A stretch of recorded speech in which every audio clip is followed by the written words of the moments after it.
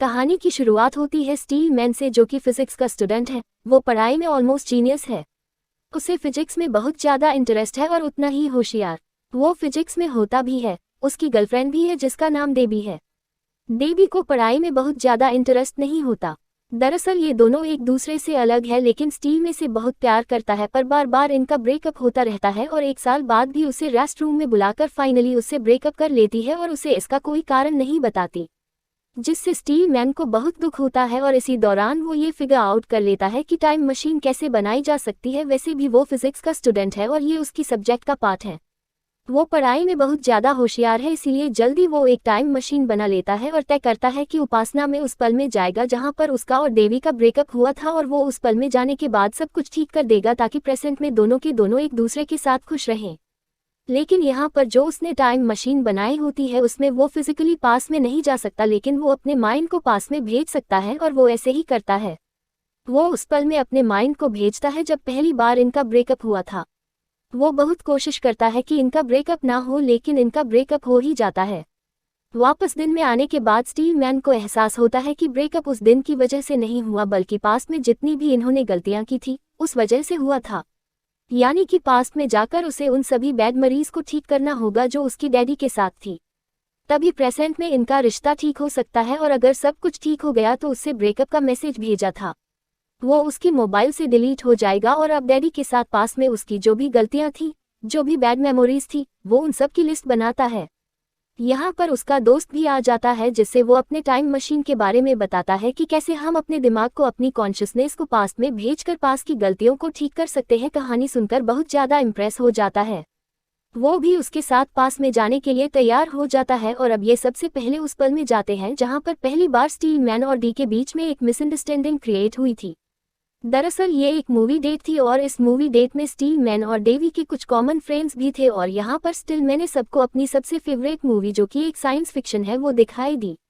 ये मूवी इस दिल में उनको बहुत ज़्यादा पसंद थी, और इनकी एक दोस्त को ये मूवी पसंद नहीं आती और वो इस मूवी का मजाक उड़ाता है, जिससे स्टील मैन को गुस्सा आता है। स्टील मैन अपने गुस्से को कंट्रोल नहीं कर पाता और उसे डांटना शुरू कर देता है, जो कि देवी को बिल्कुल अच्छा नहीं लगता। और अभी दोनों के दोनों एक बार फिर से इस पल में आ चुके हैं और सब कुछ वैसा ही होता है, लेकिन स्टिल मैंने इस बार भी अपने गुस्से को कंट्रोल नहीं कर पाता और वो उस पर चिल्लाना शुरू कर देता है। और जब वो कई बार इस पल में बार बार आता है तो वो अपने गुस्से को कंट्रोल कर लेता है और वो अपने उस दोस्त के साथ इस मूवी का मजाक उड़ाता है, जिससे इन्हें भी को अच्छा लगता है और वो बड़े प्यार से मुस्कुराते हुए स्टील मैन को देखती है। यानी कि स्टील मैंने टीवी के दिमाग से इस बैड मेमोरी को हटा दिया है। ये वापस प्रेजेंट में आते हैं और अब ये और भी बैड मेमोरीज को हटाना चाहते हैं, इसलिए पास्ट में ये उसमें जाते हैं जहां पर टीवी को एक सिंगिंग की जॉब मिली थी, लेकिन स्टिल मैंने उसे जॉब करने से मना कर दिया था क्योंकि वो पढ़ाई में ज्यादा फोकस्ड है और वो चाहता है कि उसकी गर्लफ्रेंड के भी ऐसा ही करे। पर देवी को पढ़ाई में उतना इंटरेस्ट नहीं होता, उससे ज्यादा एक्टिविटीज में ज्यादा इंटरेस्ट होता है। और आप पास्ट के उस पल में जाने के बाद इस बार वो ऐसी गलती नहीं करता। जब उसे पता चलता है कि उसे सिंगिंग की जॉब मिली है तो वो उसे बहुत अप्रिशिएट करता है और कहता है कि तुम्हें उस जॉब को करना चाहिए, जिससे डैडी को बहुत अच्छा लगता है और डैडी के दिल में जो प्यार होता है वो और ज्यादा बढ़ जाता है। अब एक दिन देवी को इवन को स्टील में कोई पार्टी में जाना होता है। ये उस लोकेशन पर पहुंच जाते हैं जहां पर पार्टी है। जीवन एलिवेटर से ऊपर चला जाता है। स्टील मैन तय करते हैं कि वो स्टेयर से ऊपर यानी के रूप पर जाएंगे और जब भी वहां पर पहुंचते हैं तो देखते हैं कि वहां पर कोई पार्टी नहीं होती, कोई भी वहां पर नहीं होता। दरअसल ये गलत जगह पहुंच गए होते हैं और दरवाजा भी अपने आप ही लॉक हो जाता है। इस वजह से भी बहुत ज्यादा पैनिक कर जाती है, वो घबरा जाती है। बट स्टिल मैंने उसे बहुत प्यार से हैंडल करता है, जो कि उसने पिछली यादों में नहीं किया था, और दरवाजे को भी खोल देता है, जिससे उसे बहुत ज्यादा इम्प्रेस हो जाती है। दरअसल अब वो हर उस पल में जा रहा होता है जहां पर उसने गलती की थी, जहां पर उसने देवी से अच्छे से बात नहीं की थी, और वो उन सभी पलों को एक एक करके ठीक करता है। लेकिन का जो सबसे बड़ा ब्रेकअप हुआ था कोई पार्टी के दौरान हुआ था। वही वन भी पास में एक लड़की से मिला था जिसे वो इम्प्रेस करना चाहता था, पर जब वो ट्रैक पर उससे बात कर रहा होता है तो वो उसे अच्छे से बात नहीं कर पाता। बातों में कुछ ऐसी बातें बोल जाता है जिससे वो लड़की उसमें बिल्कुल भी इंटरेस्टेड नहीं होती और अब उस लड़की को इम्प्रेस करना चाहता है। इसलिए बार बार वो पास के उस पल में जाता है और उसे इम्प्रेस करने की कोशिश करता है, लेकिन बार बार वो कामयाब नहीं हो पा रहा होता और बार बार एक ही पल को रिपीट करने की वजह से इनकी जो टाइम मशीन होती है वो फ्रीज हो जाती है, जिससे दोनों के दोनों यानी कि इनका जो दिमाग है इसी पल में अटक जाता है।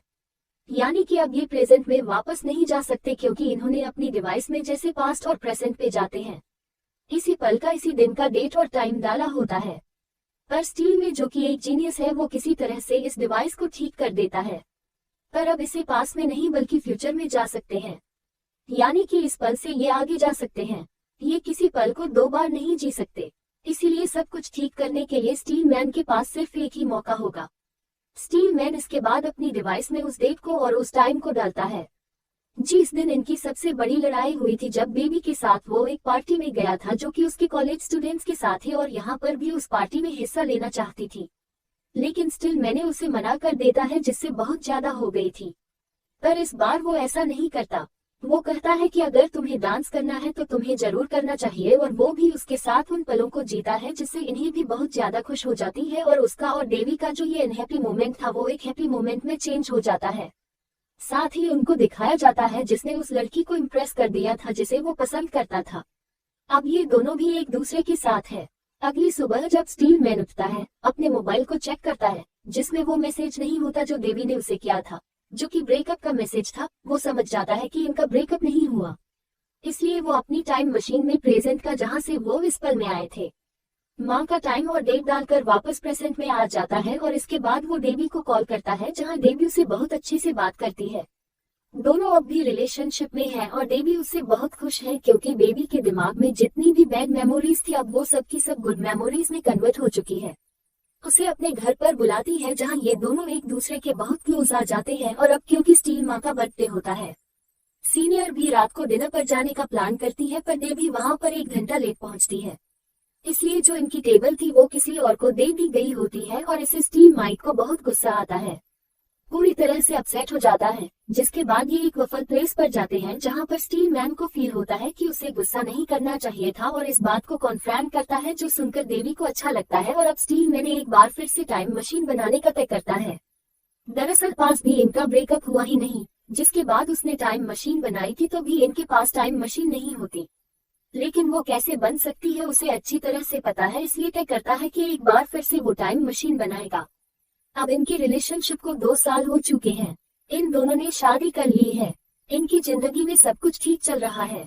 इनकी कभी आपस में लड़ाई झगड़े नहीं होते, लेकिन की जिंदगी पूरी तरह से बदल चुकी है। पहले जिस तरह से वो जिंदगी को जिया करती थी, एंजॉय किया करती थी, अब वो उस तरह से जिंदगी को नहीं देखती। साथ ही म्यूजिक में भी अब उससे कोई इंटरेस्ट नहीं रहा, और ये सब स्टील मैन की बार बार टाइम ट्रेवल करने की वजह से वो है।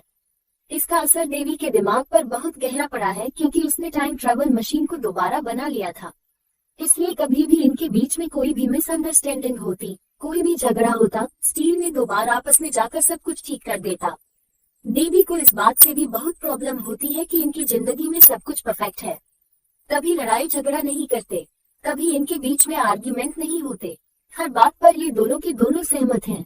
दरअसल उसे नहीं पता कि स्टील मैन पास में जाकर सब कुछ बदल देता है, पर दीदी की लाइफ पूरी तरह से बोरिंग हो चुकी है, इसीलिए वो कहती है कि हमें फैमिली प्लानिंग करनी चाहिए। हमारे घर में जब बच्चा आएगा तो हमारी जिंदगी में खुशियां आएंगी, हम अपनी जिंदगी को एक नई शुरुआत दे पाएंगे। और यहाँ पर स्टील मैन को एहसास होता है कि उसने बार बार टाइम ट्रेवल करके गलती की, क्योंकि उसने को पूरी तरह से बदल दिया है और अब वो इस गलती को सुधारना चाहता है। वो हमेशा के लिए टाइम मशीन को पूरी तरह से खत्म